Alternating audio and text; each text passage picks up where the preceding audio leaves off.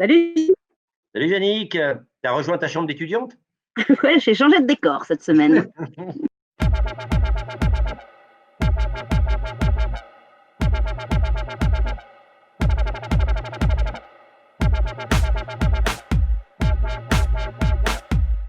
Alors, qu'as-tu pensé de Scandale de Jay Roche? Eh ben, écoute, j'ai passé un moment sympa. C'est pas non plus le film du siècle, mais ça se regarde. Et toi? Ouais, moi j'y allais avec plutôt de l'enthousiasme et je suis un petit peu resté sur ma faim. D'accord. Sympathique, mais bon, voilà. Bon, alors, l'histoire. C'est un truc de dingue. Nous Ça se sommes passe. chez Fox News, la chaîne des Ouais, ça se passe en conservateurs. la chaîne des conservateurs. Ça se Mhm. passe en 2016 et on suit le parcours de trois femmes en fait, une journaliste vedette, une autre journaliste qui est un peu qui est en train de perdre le pouvoir, on va dire, et puis une jeune qui veut réussir. Voilà. Et on a le directeur de la chaîne, qui est une sorte de gros machin ventripotent, qui est un adepte de la promotion canapé et qui aime bien voir les culottes de ses animatrices. Je peux m'arranger pour faire de toi un élément phare de notre chaîne.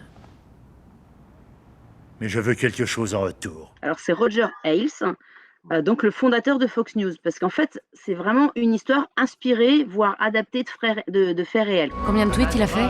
Il en a fait une quinzaine. Une quinzaine. Eh ouais. Il sera jamais président. Bon alors, ton point positif, Gilles? Bah moi, je mettrais déjà les acteurs, le générique, parce que comme les trois héroïnes du film, c'est quand même Charlize Theron, Nicole Kidman et Margot Robbie, c'est quand même du joli calibre et belle performance. Et puis j'y ajouterai aussi celui qui joue le directeur de la chaîne, John Lithgow, j'espère que je le dis bien, qui est parfait en gros machin. Tu sais ce que c'est, Kayla? De la loyauté. Je suis assez d'accord avec toi. Et je rajouterai un autre personnage qu'on ne voit pas, qui est dans les coulisses, c'est le maquilleur, qui s'appelle Kazuhiro. Et Oh, tu donc, prononces bien. tu as vu, hein, je me suis entraînée.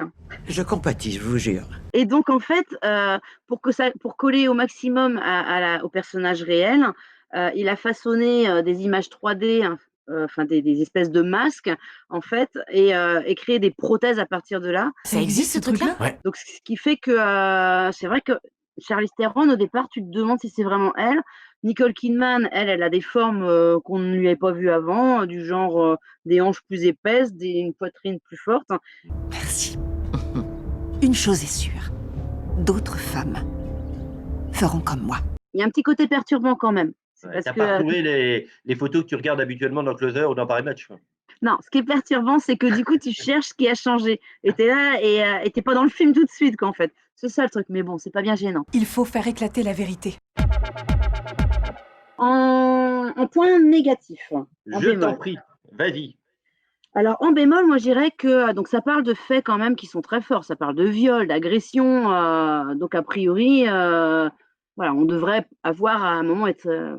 Mais en fait, non, il n'y a pas une seule scène de viol ou d'agression. Ce qui fait que le propos est assez soft et ça dessert, je pense, un petit peu la cause.